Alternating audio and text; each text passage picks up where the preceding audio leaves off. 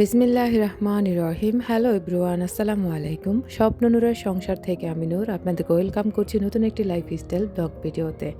কাছে এবং দূরে, দেশ এবং প্রবাস থেকে যারা দেখছেন, আশা করছি আল্লাহ তাআলার অসীম রহমতে আপনারা সবাই ভালো আছেন। আমরা আলহামদুলিল্লাহ ভালো আছি।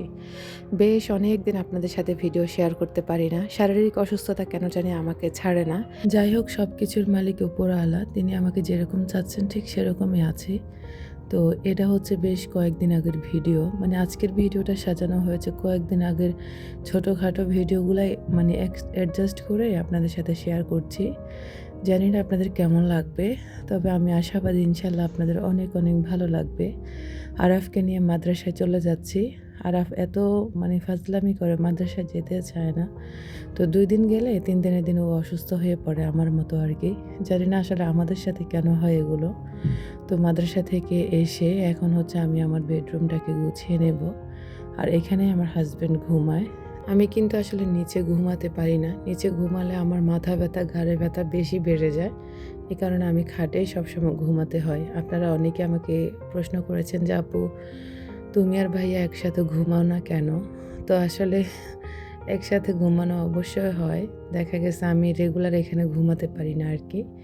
এই আর কি আপুরা। আর আপনারা অনেকে আমাকে এত রিকোয়েস্ট করছেন আমি যাতে এই রুমটাতে একটা খাটের ব্যবস্থা করে ফেলি। তো ইনশাআল্লাহ আল্লাহ চাইলে অবশ্যই খাট হবে আপুরা। একটু ধৈর্য তো আমাকে ধরতেই হবে।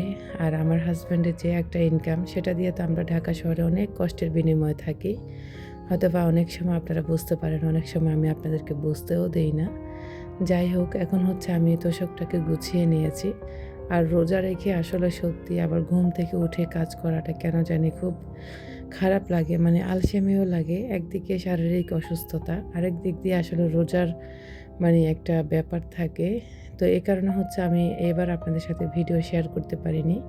তবে আসলে আপনাদের সাথে আগের মতো রেগুলার যে প্রতিদিন মানুষ ভিডিও শেয়ার করতো বা আমি নিজে শেয়ার করতাম, সেটা হয়তোবা আর কখনোই হবে না। কারণ আমার শরীরটা এতটাই খারাপ থাকে, যেখানে আমি নিজে বাসায় নড়াচড়া করে খেতেও আমার অনেকটাই হিমশিম খেতে হয়। যাই হোক, আপনারা সবাই এই পবিত্র মাহে রমজান তো এখন শেষ পর্যায়ে, আজকে ২৬ রমজান। আপনারা সবাই আমাদের জন্য দোয়া করবেন। আর সবাইকে আল্লাহ যেন মাফ করে দেন এই রমজানের উসিলায়। আগামী রমজান মাস পাবো কিনা জানি না, তবে আল্লাহ যদি হায়াতে তাইয়্যিবা দান করেন, অবশ্যই হয়তোবা আগামী মানে অনেক রমজান আমরা পাবো ইনশাল্লাহ। আমরা সবাই যেন সবার জন্য মন থেকে দোয়া করি। আল্লাহ সবাইকে সর্বাবস্থায় ভালো রাখুক, আমিন। এই যে আপনাদের সাথে গল্প করতে করতে কিন্তু রুমটা ঝাড়ু দিয়েছি আর টেবিলটাকেও গুছিয়ে নিয়েছি। যদিও আমি আপনাদেরকে বলেছিলাম টেবিলটা অর্গানাইজ করে আপনাদের সাথে শেয়ার করব, তবে এই মুহূর্তে আমার পক্ষে আর সম্ভব নয়। এদিক দিয়ে হচ্ছে এই যে আমি ডাটা নিয়ে এসেছি। তো এই ভিডিওগুলো মানে অল্প অল্প করে আমি হচ্ছে ভিডিও করছিলাম। তবে আছে না যে ভিডিও করার ইচ্ছা থাকে, মুড থাকে। আমার না ভিডিও করার কোনো ইচ্ছা বা মুড কোনো কিছুই নাই। একদম বলা যায় আমি মানে এক এক পর্যায়ে বলা যায় মানসিক একটা বিষণ্ণতায় ভুগি। জানি না এটা আমার সাথে কেন হয়। তবে আমি চাই একরকম, হয়ে যায় আমার সব কিছু আরেক রকম। আমি চিন্তা ভাবনা করি একরকম, আমার সব কিছু হয়ে যায় আবার অন্যরকম। তখন কিন্তু মন ভীষণ খারাপ লাগে। আর মন যখন বিষণ্ণতা কাজ করে, তখন আসলে আমার আর ইচ্ছে করে না যে অনলাইন কাজে আমি ফোকাস করি। তখন নিজের মতো করে নিজেকে সময় দিতেই পছন্দ করি। তো এদিক দিয়ে হচ্ছে ডাটা নিয়ে এসেছিলাম। এই ডাটাগুলোকে হচ্ছে কেটে নিচ্ছি। আর এগুলো এত নরম ডাটা, মানে মনে হয় যে আমি হাত দিয়ে সব কাটতে পারতাম। তো ডাটা আমার খুবই পছন্দের একটা তরকারি। জানি না আসলে কার কেমন লাগে। এটা হচ্ছে অন্য দিনের একটা ভিডিও। এখানে হচ্ছে আমি বেগুন এনেছি। সাথে আজকে শুটকি এনেছিলাম। আজকে হচ্ছে একটু শুটকির ভর্তা খেতে ইচ্ছে করছিল। তো এই কারণে শুটকি এনেছিলাম। সাথে হচ্ছে 2টা বেগুন এনেছিলাম। এখানে প্রায় 250 গ্রামের মতো। তো শুধু একটু ভর্তা করব এইজন্য, আর হচ্ছে বেগুনি বানালে ওইজন্য আনা আর কি। তবে বেগুনি আর বানানো হয়নি। তো এগুলা যেহেতু একটু একটু করে আমি করেছি, তো কয়েকদিনের ভিডিও অ্যাডজাস্ট করে আপনাদের সাথে শেয়ার করেছি। আর এখানে হচ্ছে কাচকি শুটকি আর হচ্ছে কি জানি পাতি শুটকি বলে আর কি, ওগুলো এনেছি। ভর্তা করাটা আসলে আমার কাছে এত ঝামেলা লাগে, এজন্য আমি আসলে ভর্তাটা কম খেতে মানে কম খাচ্ছি আর কি। যদি দেখা গেছে আমি সব কিছু একা হাতে হ্যান্ডেল করতে পারতাম, তাহলে হয়তো বা আগের মতো আপনাদের সাথে সব কিছু A to Z আমি শেয়ার করতে পারতাম। তো সাথে এনেছি আবার হচ্ছে কুমড়া শাক। কুমড়া শাকগুলো এত ফ্রেশ লাগছিল, তো নিয়ে এসেছি আর কি। আমার প্রিয় ইউটিউবার আপুরা তো সবাই তাদের কেনাকাটা শপিং শেয়ার করছে। তো আমি তো আপনাদের সাথে শেয়ার করতে পারিনি।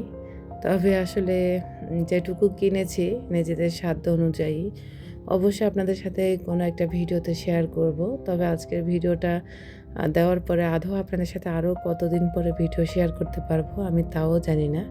তবে আপনারা এত খোঁজ নিচ্ছেন, আপনাদেরও খারাপ লাগে আমার জন্য।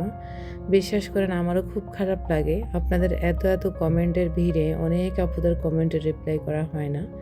তবে আপনাদের কমেন্ট আমার কাছে মহামূল্যবান। আপনারা প্লিজ সবাই বেশি করে কমেন্ট করবেন। আর হ্যাঁ, অবশ্যই আমার চ্যানেলটিকে সাবস্ক্রাইব করে পাশে থাকা অল অপশনটা অন করে রাখবেন। আমি যখনই ভিডিও আপলোড করব, নোটিফিকেশন পৌঁছে যাবে আপনার কাছে। আপনি আপনার সময় মতো আমার ভিডিওগুলো দেখে নিতে পারবেন। তো এদিক দিয়ে হচ্ছে এখন আমি কুমড়া শাকগুলোকে কেটে বেছে নিয়েছি। আর এগুলা নিশ্চয় শর্টকাট হয়ে যায়নি। অনেক পরিশ্রম করতে হয়েছে। তারপরে হচ্ছে শাকগুলাকে এখন ভালো করে আমি বেসিনে ফেলে ধুয়ে নেব। তো আজকের শাকে কিন্তু তেমন কোনো মানে বালুই দেখতে পাইনি। তারপরও ধোয়ার পরে এত বালু বের হয়েছে, ওইগুলো হচ্ছে রাস্তার যে ধুলাবালিগুলো উড়ে, সেই ধুলাবালিগুলো। তো এখন হচ্ছে আমি এই সমস্ত শাক এভাবে ভালো করে ধুয়ে নেব। যেহেতু ধুলাবালি থাকে, ঢাকা শহরের লাল মানে যে কোনো শাকে প্রচুর পরিমাণে ধুলাবালি থাকে। তো এই যে এখন হচ্ছে আমি কুমড়া শাকগুলোকে একটা মাছ দিয়ে, তারপরে হচ্ছে একটা কি বলে মানে কিছু মশারির ডাল দিয়ে আলু দিয়ে আমি এই কুমড়া শাকগুলো রান্না করব। আর এই শাকগুলো আমি প্রায় 3 দিনে খেয়েছি। এগুলো একসাথে রান্না করে ফেলেছি, আর এগুলো আবার আলাদা কি রান্না করব, সে কারণে একসাথে রান্না করে ফেলেছি, যাতে করে থাকলে আমরা 2-3 দিন খেতে পারি আর কি। একজন আপু কমেন্ট করেছেন, সাহারিতে আমরা কি তরকারি খাই, মানে আমার সব কিছুর মধ্যে হিসাবটা একটু কম থাকে। মানে আমি সাশ্রয়ীভাবে চলতে পছন্দ করি সব কিছুতে, বা একটু বুঝে শুনে চলি। তো আসলে আপু আপনি ঠিক ধরেছেন, কারণ হচ্ছে আমাদের সাহারিতে আহামরি কিছুই না। এই যে এগুলা সন্ধ্যা রাতের জন্য, ভোর রাতের জন্যই চলবে। মানে সন্ধ্যা রাতে আমরা যা খাই, ভোর রাতেও আমরা তা খাই। সেমভাবেই হচ্ছে আমরা খাই। স্পেশালভাবে আমাদের জন্য ভোর রাতের জন্য কোনো কিছুই তৈরি করা হয় না। যাই হোক, সব কিছু মিলিয়ে আলহামদুলিল্লাহ, আল্লাহ যে এই পর্যন্ত খাওয়াচ্ছেন, পুরো রমজান মাসে সুস্থ রেখেছেন, এতে আল্লাহর কাছে শুকরিয়া আদায় করি। তো এদিক দিয়ে যদিও আসলে আমি সুস্থ থাকি না, আমি অসুস্থই থাকি। তবে আমার সাথে কেন হয় আমি জানি না এগুলো। আসলে আমার কি হয়েছে আমি জানি না। আমি এখন আর আগের মতো কাজও করতে পারি না। মানে শরীরটা মনে হয় চলে না। শরীরটা একদম হ্যাং হয়ে থাকে। মানে মনোবল পাই না, শারীরিক কোনো শক্তি পাই না, এরকম আর কি। তো এখন হচ্ছে এই যে আরেকদিন হচ্ছে আমি ভর্তা করেছিলাম। এই যে সন্ধ্যা রাতে যা, মানে ভোর রাতেও তা। স্পেশালভাবে আসলে আমার মনে হয় না কিছু আমি করি। তবে আল্লাহ পাক যতটুকু রিজিকে রেখেছেন, বেশি তার বেশিই খাচ্ছি না। আল্লাহ যতটুকু রিজিকে রাখছেন ঠিক ততটুকুই খাচ্ছি। এখানে আমি শুটকি দিয়ে ভর্তা করে নিয়েছি। সাথে দিয়েছি বেগুন, তারপরে হচ্ছে টমেটো। আর ভর্তাটাও এত লবণীয় ছিল। ওই ভর্তাটাও আমি 2 দিনই খেয়েছিলাম। এখন ভোররাত হয়ে গেছে। আমি হচ্ছে সাহারি করে, তারপরে নামাজ আদায় করে এখন আমি ভয়েস ওভার করতে বসেছি। যদিও আসলে আমার কাজে একদমই অনীহা চলে এসেছে। এটা হচ্ছে সবে কদরের রাত। মানে আমার এলোমেলো একটা ব্লগ বলা যায়। আর এই যে পায়জামাটাতে দাগ পড়ে গেছে। যখন আমি গ্রামে ছিলাম তখন এই জামাটা পরেছিলাম। তো কখন যে কীভাবে দাগ পড়েছে তাও জানি না। যদি আমার বাবার বাড়িতে গেলে রান্নাবান্না যদি একটু বেশি হয়, যেমন গোস্তের তরকারিটা আমি রান্না করি আর কি। তো এখন এই যে আমি এই জামাটা পরে নেব, যেহেতু শবে কদরের নামাজ আদায় করব। এটা হচ্ছে প্রথম দিন, মানে 21 রমজানের 20 রমজানের রাতে আমি নামাজটা আদায় করেছিলাম। আর এইটুকু একটু ভিডিও করেছি। এটা হচ্ছে একটু মানে সুন্দর করে সাজুগুজু করে নিয়েছি। সাজুগুজু বলতে একটা ড্রেস পরেছি আর নিজেকে একটু গুছিয়ে নিয়েছি আর কি। যেহেতু পবিত্র লাইলাতুল কদরের নামাজ, আল্লাহর সামনে যেতে হলে অবশ্যই আমাদেরকে পাক পবিত্র পরিপাটি হয়ে আল্লাহর পাকের দরবারে নামাজ আদায় করাটা উত্তম। যদিও আমরা সেরকমভাবে করি না। তো আজকে হঠাৎ ইচ্ছা করলো যে একটা নতুন ড্রেস পরবো। যেহেতু আল্লাহ পাকের আজকে বিশেষ একটা, আমাদের সবার মুসলিমদের জন্য একটা বিশেষ দিন, লাইলাতুল কদর, হাজার মাসের চেয়ে উত্তম একটি মাস। যে মাসে মানুষের মানে যেই রাতে মানুষের ভাগ্য পরিবর্তন হয়, সেরকম একটা রহমতের বরকতের মাস। এই কারণে হচ্ছে একটু পরিপাটি হয়ে নামাজটা আদায় করে নিচ্ছি। আর আমার এই ফাঁকে এত ঝিম হচ্ছে, একদম বরাবর ১ কাপ মানে ১ মগ হচ্ছে আমি চা নিয়ে নিয়েছি। আর এগুলা খেয়েও আমার অবস্থা কাহিল হয়ে গেছে। যদিও আর পরবর্তী অংশ কোনো কিছুই আপনাদের সাথে শেয়ার করিনি। কোরআন তেলাওয়াত করেছি, নামাজ আদায় করেছি, জিকির আজকার করেছি। জানি না আল্লাহ পাক আমাদের ভাগ্য পরিবর্তন করবেন কিনা। তবে আপনারা সবাই দোয়া করবেন যেন আমাদের জীবনটা পরিবর্তন হয়ে যায়। আল্লাহ হাফেজ।